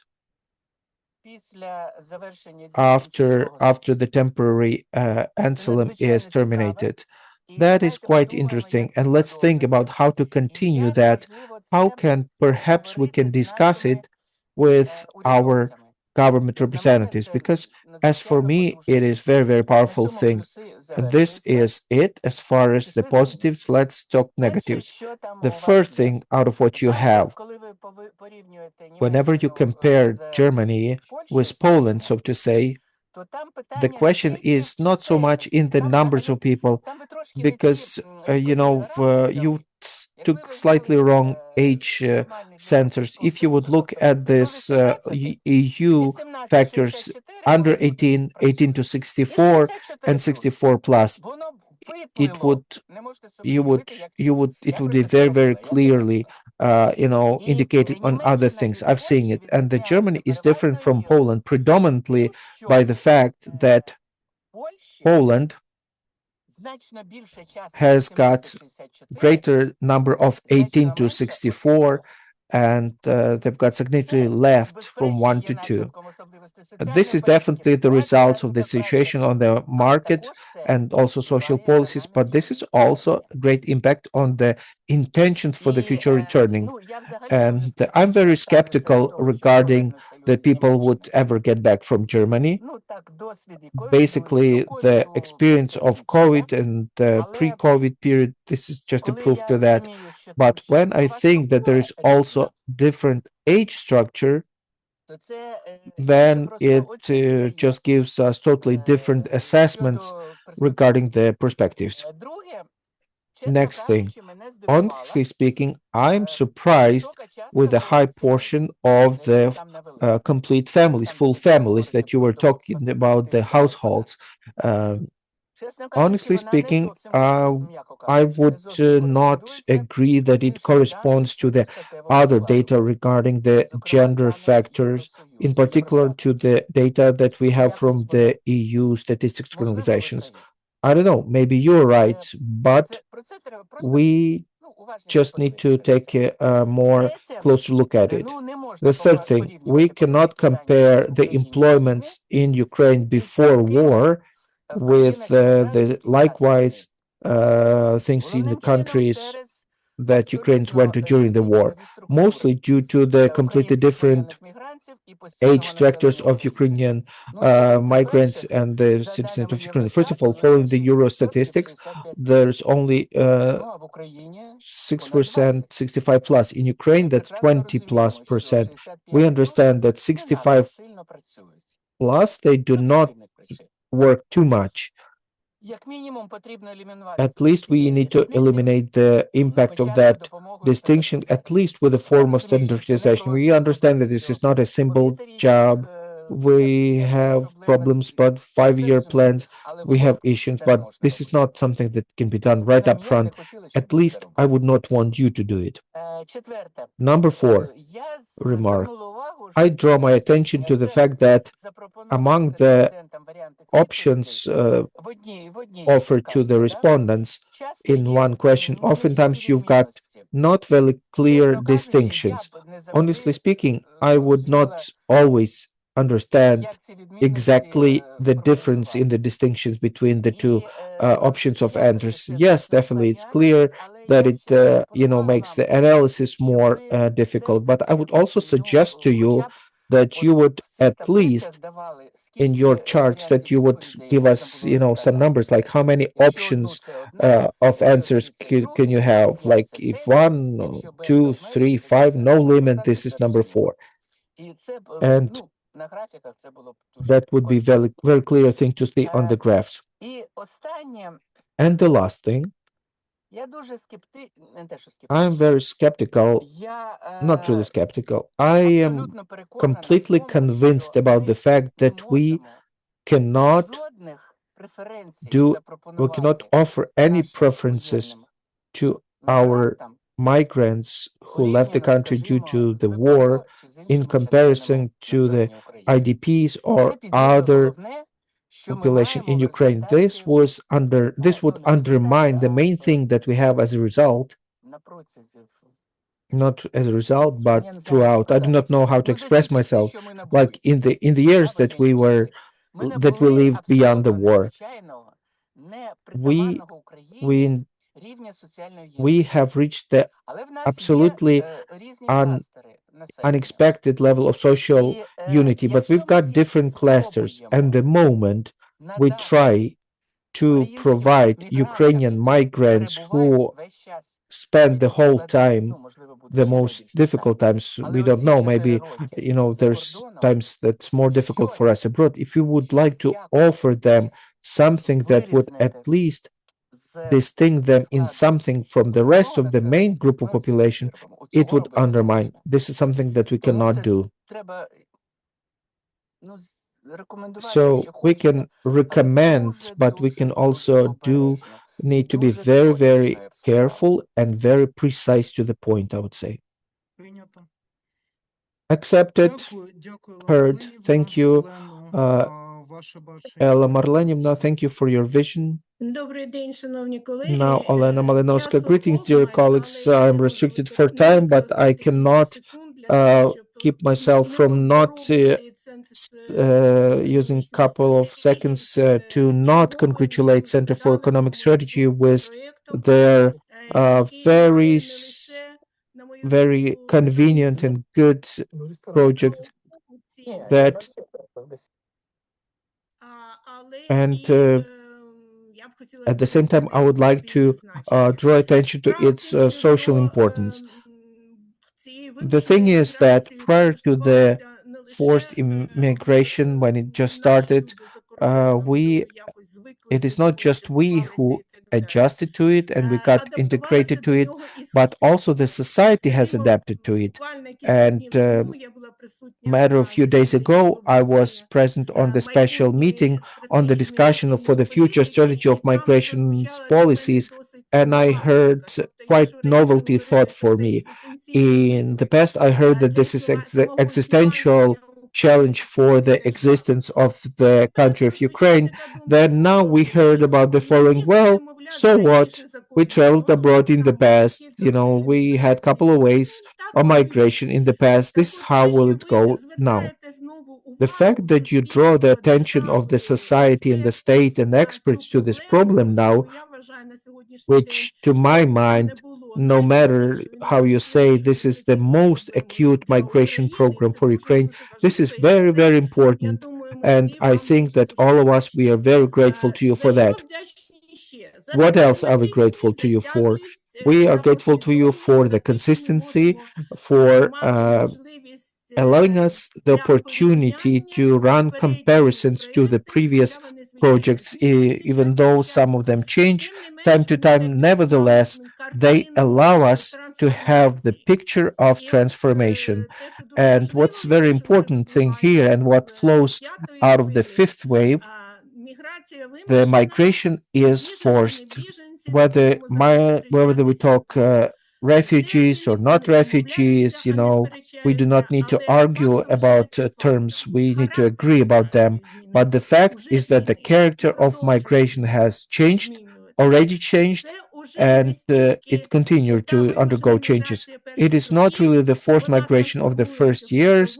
It transforms into the labor migration, and it transforms to the resettling, which is approved by the data on the level of the legal status, integration, adaptation, and even the fact that kids, they do not feel like going back to the country, no matter of their position of their parents.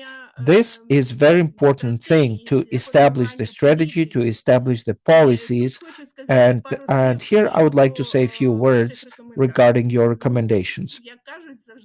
As we always say, we always like what we agree with. So with a great comfort, after I read your recommendations, I understood that this is exactly what I've been thinking about, what I've been writing about, and that's something that we are on the same page with you. And I want to say that I completely support you. So it describes the ideas that I consider to be most important. I would like to say thank you very much to Mr. Shevchenko, who drew your attention to what I always try to draw the attention to. I wanted to say that we cannot divide Ukrainians abroad in the aspect of returning home, and also in the aspect of the fact that the forced migration is transformed, that we need to reach out to the Ukrainians abroad as to a unified community, even though we also need to consider the uniqueness of the variety of the groups. And other things, as far as recommendations, what would I want to say? Things that I did not find in your recommendations. But what would I like to offer to all of us to start considering and to do the survey? The very fact, like the returning home, it is not an action, it's a process. And the important stage for returning is the preparation. The return is not as successful as it should be repaired. And so when Anna Marlenivna talks about the fact that we do not need to give the privileges to those who want to come back, that's definitely a truth. But we also need to say that other than the state that creates conveniences for returning, there's also great potential of those who want to come back. So people do a lot to invest their own efforts into returning, especially now that we mentioned that the migration from the force is transformed to the labor migration. And the moment that you've been talking about the wire transfers, it would be very interesting for us. Where do those wire transfers go? How are the money spent? And what can the state do to have this not only in the form of the support of the family members who remained in Ukraine and need such a support, but perhaps these funds, they need to be directed somewhat towards preparing the base for the returning and for both the employment and resolving of the residential questions. But on that, I would like to, you know, finalize. I would like to say that it's wonderful work done by you, because presentation, that's one thing. The report would also be studied some more, and perhaps we'll have some additional questions and some additional remarks. But nevertheless, I would like to see that the work is worth spending more time on it, is worth popularization and continuation. So thank you very much. Madame Olena, thank you very much. And another person, Olena Babakova, Ukrainian journalist who worked in Poland. She also worked as a researcher at the Atlantic Council. So, Olena, let's now look at the areas, the lands and states where Ukrainians are. I know that you have very close eye to those questions, and you have just presented. You looked at the presentation of our colleagues. We've been talking about the situation as of last summer. So, if we speak about the fact of what will happen, and Ilona Marlenivna was talking about the questions to the reactions with the different scenario with temporary answer, what do you observe as far as Poland goes, and maybe some of Germany, and how would you say what should the policies of the government, because Oksana would also afterwards represent from the Ministry of Social Policies, perhaps it would also impact on what should be the position of the government in the negotiations with the European partners. Greetings, Hlib. Thank you for inviting. Thank you for the presentation of such an interesting study. Lots of data that I would want to share with Polish and the foreign colleagues. If you allow me, let me first real quick have some of the feedbacks on the questions that were raised during the discussion, because as for me, they seem quite interesting and important for our discussions.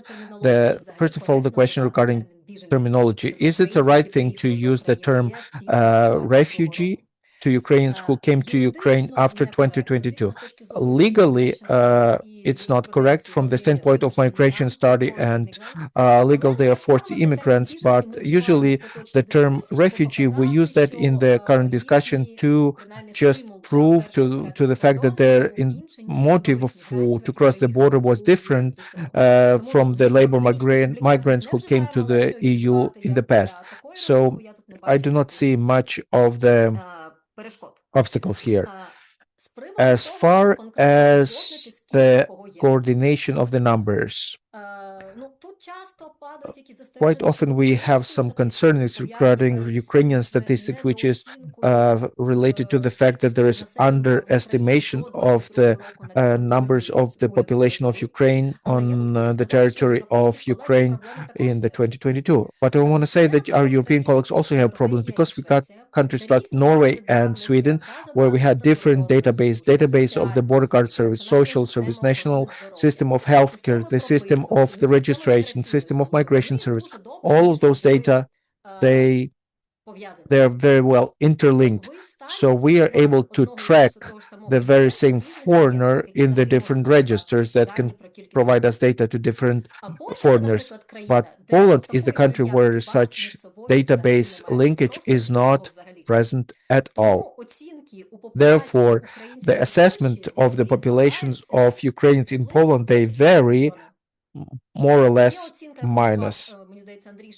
So Mr. Andriy Shevchenko mentioned that there's 2.5 million. In my opinion, that's too boosted. We also have an assessment of what we have from the migrational service.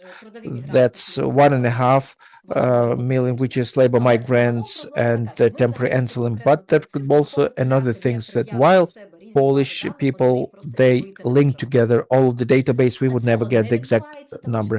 But this is not happening because depending on the Polish political debate, we have different numbers depending on the political needs.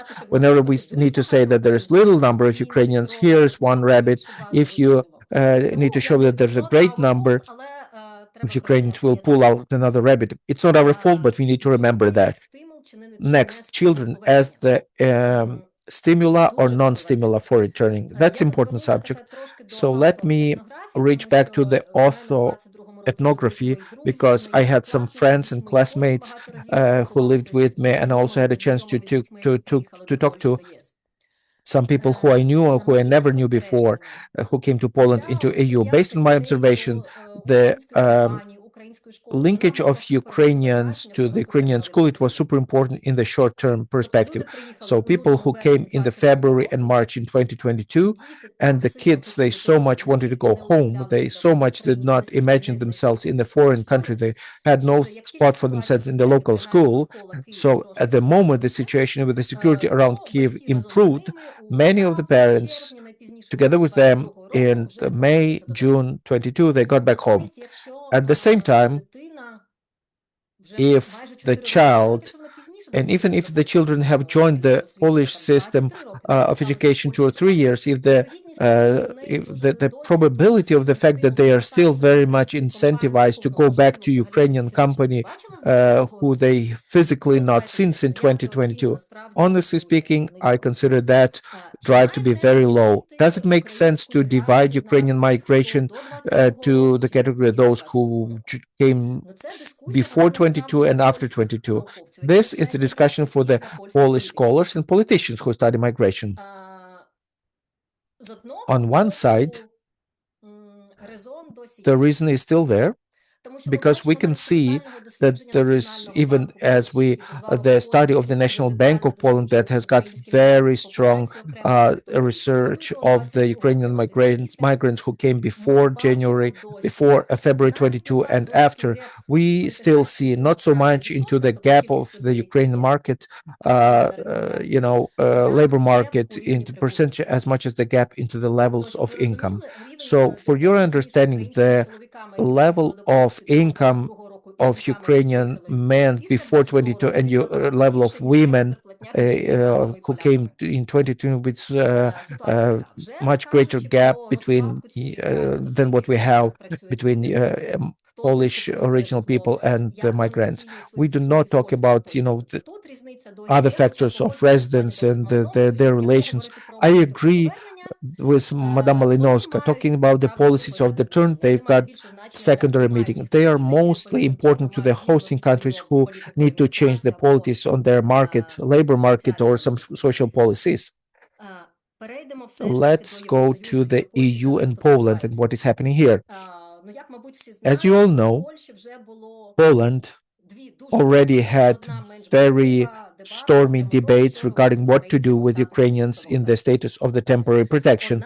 One of the super stormy debate took place in the February-March previous year, when there was a presidential campaign opened in Poland, and when all of a sudden it was identified that all of the Polish politicians, other than left wing, they support the restriction of not so broad social protection and state protection to the Ukrainian refugees. Poland, just like most of the countries on the West, is very polarized politically, but 88% of politicians, February previous year, they support the idea not to pay the money to those Ukrainians who are in the temporary asylum, 88%. This is probably the largest Polish coalition that was ever observed for 20 years. And it was about the factors of taking something from Ukrainians. Another debate was in the August and September. He did the presidential veto to support the citizens of Ukraine, which was about 800 plus for children, and also access to the medical basically services, which is what warranted by European directive. Now, when this law was continued, and basically they signed a new law. The discussion was not very stormy. It didn't cause such a waves to regarding anti-Ukrainian modes that was in the months of February and August previous year. But what do we have now? Since the 5th of September, there is the new law that says about no law about quenching the power of the previous law, which talks about the fact that temporary NSLM is about to come to an end. The Ukrainians, they have 1 year since the to apply to this to get into a special permit, which is Zucker map. It is not related to the level of income of the labor activity. The main condition is to live in Poland under temporary protection throughout third period of time, and then not to be a threat to the state security and public order. Unlike the classic living permit issued procedures, this Zucker card is going to be issued not by the administrative procedure, but it's going to be automatically. The Polish administration offered that the portal via which that application is going to be possible only online, that it will be integrated with the state register PESEL, and with the help of that, the people would get that card very fast. Even though to apply to that card, we hear the news about that from the November 2023, that the portal is about to be launched in June 25. But we talk nowadays, this is the last day of February 26, and the portal is still not operational. This is just one of the elements, and I think that this is the word that is either was not said in your presentation, that there's different drivers of returning, not returning, their geographical position and knowledge of language. And by the way, the assessment of the languages was done on the level of self-assessment that people were talking about. I wanted to say about the person who came in 22. I would like to at least once see a person who learned Dutch or Danish. I do not want to say even about the Hungarian or Romanian. I have not heard this word of uncertainty. Truly speaking, uncertainty still abides a lot. Lots of uncertainties. In particular, relating the migrations to be in the country where you are, or to be to go to another country where there are some relatives who already established life better, or maybe get back to Ukraine, or uncertainties on the market, labor market, because as you mentioned in your presentation, a good number of presentations of Ukrainians that work below their qualification. And we know about there's some physical unqualified work other than sectors that are called care. Other works are very clearly consumed by the AI. So uncertainty on the labor market. Another uncertainty is the national migrational policies. Till not long ago, Poland was kind of considered to be a country where they had the migration policies that was quite liberal in comparison to other EU countries. The Polish proposal to the migrants, in particular Ukrainian migrants, was like follow: hey, we cannot offer you much, we are not social state for the citizens, why should we be social state for the migrants? Here we've got 800 plus, only if you work, and plus some other conditions, but the social assistance is almost not present. We don't have social housing, we don't have integrational assistance, but at the same time, we do not want to have much demand from you. You just work. And here, for 5 years, you got the long-term resident of EU, and 3 more years you can rely to get the Polish citizenship, which to the people who decided to stay in the EU, the self-naturalization, this is the final of the integration. Finally, it's a material proof that here is also your home. What do we see in Poland? Even though that Zucker card kind of looks like that it's going to be relatively easy, depending when would they launch the portal, then the obtaining of other cards of residence is very, very complicated. There are increases to the level of income that you need to have in order to apply for that card. There is an increase to the level of requirements to the audit of security. For instance, you might not receive the payment, you might not receive the permit if you have unpaid parking ticket, which is quite relevant. We also have at the we are at the foothill of the requirement to the Polish citizenship. There's going to be first of all, there's going to be tests established. Secondly, there was going to be a period that you would need to live in Poland. uh, it's going to be extended. The question is not about those changes to be rougher. The question is that they are happening so fast, so quickly, and so unpredictably that, for us to tie the future with that country, it becomes more and more unclear. Let me summarize. It seems to me that the question is not whether or not Europe want to see Ukrainians after the abolishing of the temporary insulin, or whether the Poland want to see it. Yes, they want to look at the level of demography, the 65 plus portion and the birth of the new children. If you talk to the Polish or any other EU business that first of all needs, first of all, the work hands, and second thing, the consumers, they would all say that they would want Ukrainians to stay and bring their grandma and grandpa.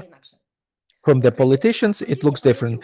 They say, Ukrainians, yes, we need Ukrainians, but what Ukrainians? Young Ukrainians of the work age, Ukrainians who do not need social assistance, but Ukrainians who are able to give a lot to the hosting society, both on the economical level, on the market share, and also some social capital, and also innovations. These are the Ukrainians that we want. Yes, let us keep such Ukrainians. At the same time, if we say that these are the people who need some assistance, people who need more of the personalized protection, yes, we do not mind them to come back to Ukraine. The only question is how much would that be an interest of the European policy? It's quite a rhetorical question. Yes, but my standpoint is like that. And the very last thing, Polish example is not very relevant because the massive Polish migration of the 2000 early 2000s was not related to the war, but nevertheless, it's quite interesting research. Dozens of hundreds of young Polish, they went to West Britain, Ireland, Holland, Germany. Polish government was always, start with the programs to encourage remigration, or sometimes they would invite people to work in the special economical zone, some kind of vacancies.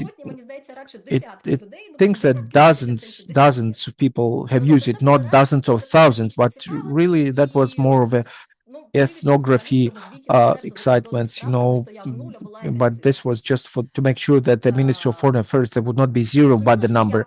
Of course, there were no massive re-immigration back to Poland. Even Brexit didn't cause it, even though there was expectation for that. Most of the people remained in Britain, and even if they left to Britain, they went to Norway or Holland. But last year, there were some first numbers of Polish re-immigration to Poland. Sensitive, we talk about the dozens of thousands. Dozens of thousands, that's not ethnographic, cases, but that's the flow of people coming. There was a new law introduced. There was a new program? No, nothing was done. Polish just became a country that was so rich that to get back there and to run business there, it was convenient and pleasant. I know that's quite a trivial thing. It's better to be healthy and young for others to deal with you, but it works exactly as I'm saying, especially with the consideration that our situation is different. We caused about the war caused migration and the substantial numbers of Ukraine that ended up in Europe, those who were supposed to cross the border in the other direction. Crossing the border would lead to the fact that they would not get to their home places, but to the fact that they would become the internally displaced people. What are our policies regarding the IDPs? That's another, in brackets, happy subject. This is it. Thank you. Отже, Thank you, Lena. Оксано, дуже дякую, що Oksana, thank you very долучалися. much for Сподіваюся, що вам теж було still being with цікаво us. I think it was still interesting for you обсудити to hear ситуацію different проекту thoughts. департаменту Oksana is the deputy політики спільної director of соціальної the Department захисту of українцями за кордоном Міністерства for the соціальної Ministry of політики, Social сім'ї та Policies стабільності.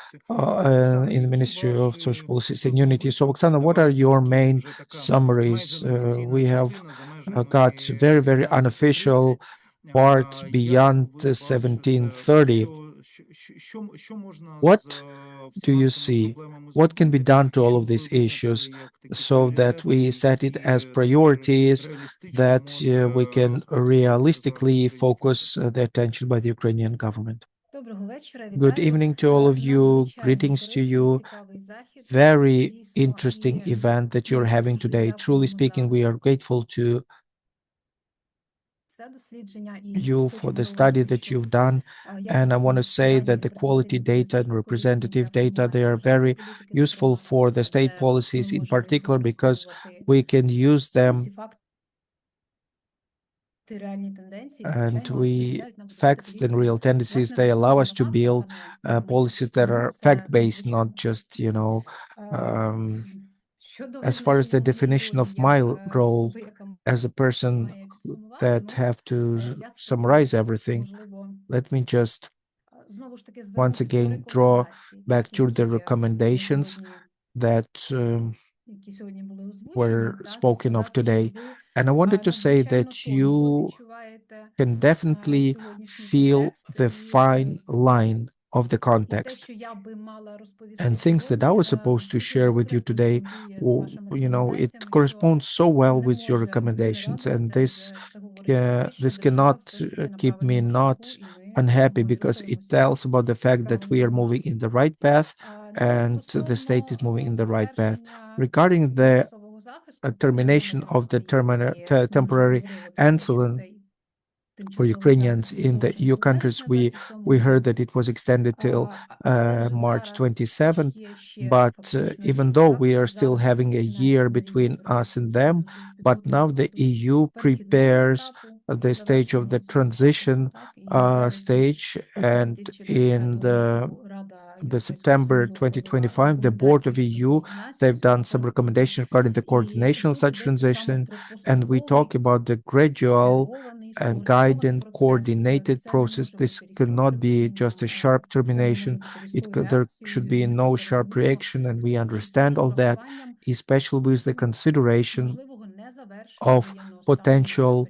і теж non-end важливо of розуміти для the того, war щоб for that period. And that's very будувати important thing because адекватні there should горизонти, be так, some adequate планування, horizons done формування, реалізації for державної planning and політики. for implementing of the state І policies. важливо Another thing підкреслити в that's цьому important to контексті, що underline in that context, європейські what's пріоритети базуються саме the important thing to mention is that добровільному поверненню, European непримусовому. priorities is Це in абсолютно volunteer відповідає returning to Ukraine, not a їхнім forced стандартам, return, про which це basically функціоналися complies with активно their під час standards. робочих I want to also say that контактів during the керівництва work Мінсоцполітики, context, the зокрема Ministry of the Social Policies, in останній particular, the last Мінську dialogue that we had міністра на буквальному by the понеділок minister. з Last секретарем Monday, we статусу had the ЄС з special питань representative українців of EU Ільгою to Йоханссон in the було questions of for підтверджено Ukrainians. Ilga Johansson, she has конкретні такі декілька confirmed some принципових речей, які principal визначає specific Європейський things Союз that are said стосовно by the завершення EU regarding тимчасового the захисту. termination Ну, of the перше, temporary asylum. як я вже First of all, сказала, just цей like I процес said,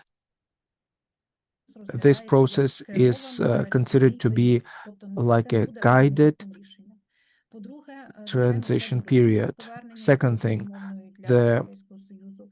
І principle по-третє, of volunteer actions Європейський Союз regarding returning. абсолютно And згоден the з тим, third що thing, потрібно EU інвестувати, completely реформувати agrees і that we need to розвивати invest in the консультаційну communities, інфраструктуру, that we адже need to їхня develop the communication infrastructure політика теж на цьому базується, because на their доступі до policies актуальних is also даних. based on the Також access to людям the потрібна relevant data інформація на so that основі people can make наявної some інформації, яка decisions перевірена, яка on the актуальна, яка grounds of дозволить some information that прийняти is accessible, that would allow them to виважене, добре make very сформоване рішення grounded, про повернення. well-informed Що decision. стосується, я представляю So I департамент represent the політики з Department of питань збереження Policies зв'язку з українцями for за кордоном. Так, preserving ми connections with опікуємось Ukrainians питаннями abroad. We власне take care збереження. of the questions of the preservation of Цю Ukrainian communities, and we harmonize our policies with the many authorities. And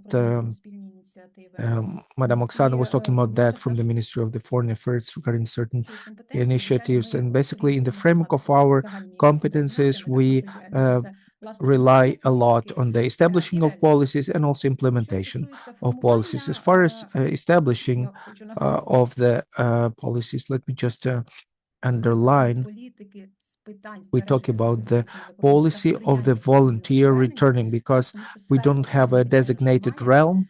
That policy is not a novelty, it's not new, even though it was taken to the record not too long ago, and it was also highlighted as the response on the challenge that we were all facing. And that's a policy that does not appear from the scratch, because that is the multi-level, multi-factor scales, and the support of Ukrainians abroad and the facilitation of returning is done for quite a time by different authorities, by different communities and international partners.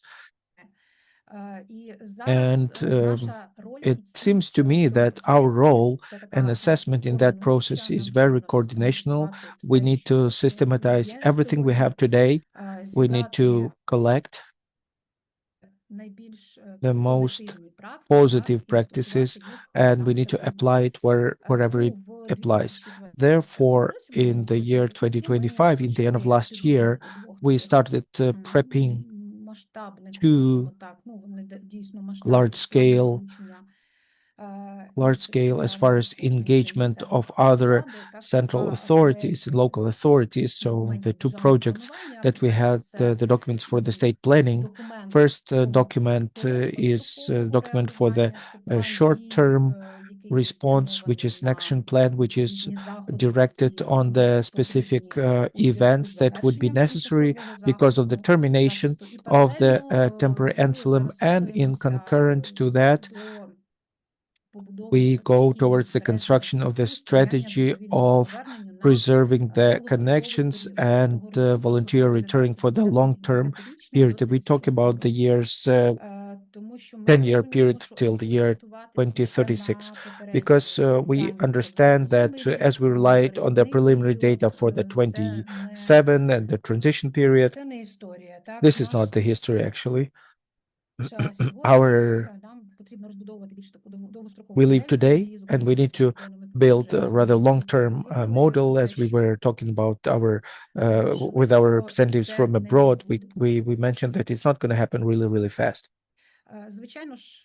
Another thing, of course, our studies and your study, they indicate to the fact that different groups of Ukrainians who are abroad, they exist and they've got different plans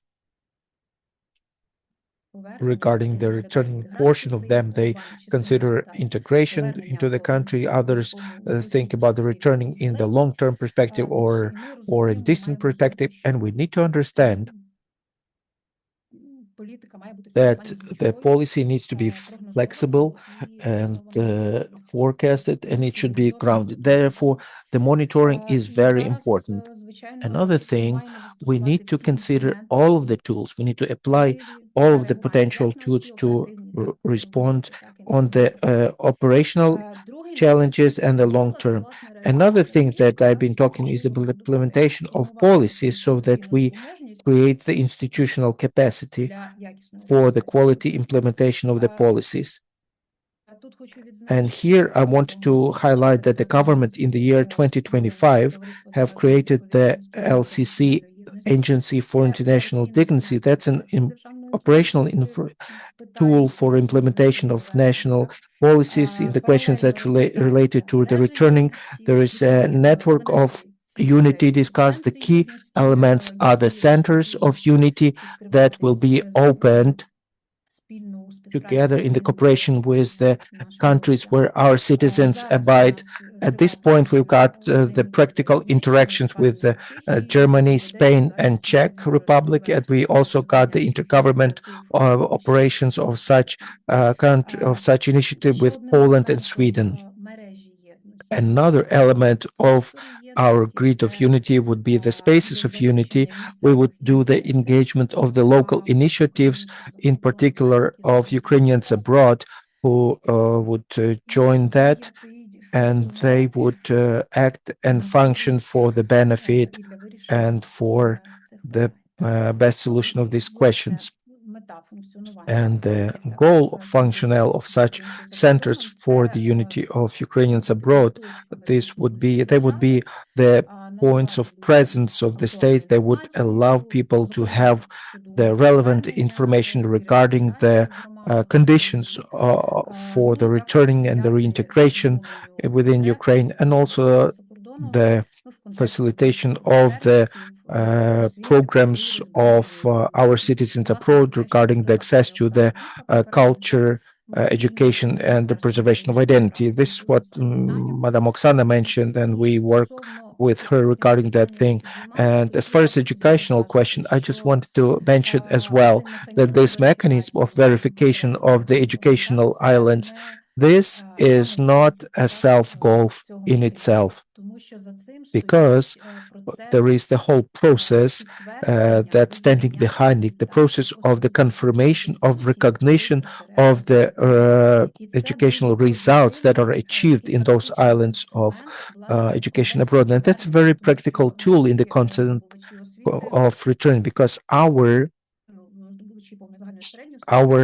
students who get Ukrainian education, even though they're abroad, as they get the Ukrainian component of their education in those islands of Ukrainian identity, they can go back to Ukraine, they come back to school, they can show if it's a verified educational island, they can give a certain list of the documents and the credits that they have studied, and then the school can just continue the educational track in Ukrainian school without any losses. So that's very good initiative. And as far as Ukraine knowledge component, there is, Ministry of Education.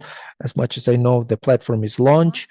There are multiple materials available, and our educational basically islands, they use it a lot abroad, and that's very good initiative that provides communication of our children with the national system of education. And the Ministry of Social Policies, in its terms, they also take care of such questions. We've got a level of initiatives that are called to cope with the educational losses, because we definitely deal with the educational gaps and losses all the way, not even since the full-fledged invasion, but even at the days of COVID and post-COVID. So we try to provide the resolution of all of these issues. And another thing, you want me to complete my speech right now. I also wanted to say about our analytics and digital solutions, because in the context of expansion of the grid of unity, we definitely know that we are not going to be able to cover all of the variety of needs of our citizens abroad. And because of that, we definitely need the digital tools and a platform that is called the Platform of Unity. We already have this work up and running. That is the platform that is now developed in the framework of the so-called Project UA, which is supported by the government of Germany, and it's going to be directed to the provision of the relevant information regarding the returning and the reintegration in the communities. And of course, I also want to note that the preservation of ties with Ukrainians abroad, that's a separate vector of our policy, because the citizens who would select to stay and to integrate into their countries of residence, they are the portion of the Ukrainian community, and therefore every Ukrainian person is important to Ukraine, no matter the place on the globe where they are. So in this context, the important thing is to launch this alliance of diaspora that was launched by the government of Italy, and that alliance of diaspora, it's a form of coordination and cooperation of the state, communities, and partners to rebuild the country. And therefore, this we do the development of policies, and we prepare state of the termination of the temporary excellence. We are not about forcing, but we are about preparing ahead of a time, and the state have to review. The state needs to be ready, and the state needs to provide both information to the citizens and an opportunity for them to make the very sober decision. Ira, you understand that you have got the negative amount of time left for you, so I think that you and Lazar, we have answered most of the questions that were technical, but if you have anything else important to say, you roughly have a minute for that. I would probably just say thank you for being with us till almost the end of the event. Especially, I would like to say thank you to Madame Oksana for such a very extended information about what is done by the ministry. I think this is very important thing, especially now that we consider it to be one of the key ministries that we have in our ministry to the displaced people. So thank you to everybody. Oh, Ira, thank you to you. I also thought that you would say something important about the numbers that nobody else would understand, but I'm confident that all of you who would like to ask us some technical questions, you've got our contact information, and we are always online. Please write to Ira Lazar if there's anything that you need to clarify, if you need access to the metrics of data, as it was mentioned. Ira, want to say something? No, you don't want to say anything. So I'm really grateful to all of you who were speakers today. Thank you to all of you who being all the way till the end. There's 128 participants who were more than 45 minutes over the announced period of time, because on the last day so many participants managed to join us as members of the discussion. And please work with our data, use it if you have any additional questions, please reach out to us, and we hope that everything would develop in the best possible way. Thank you, and all the best to you.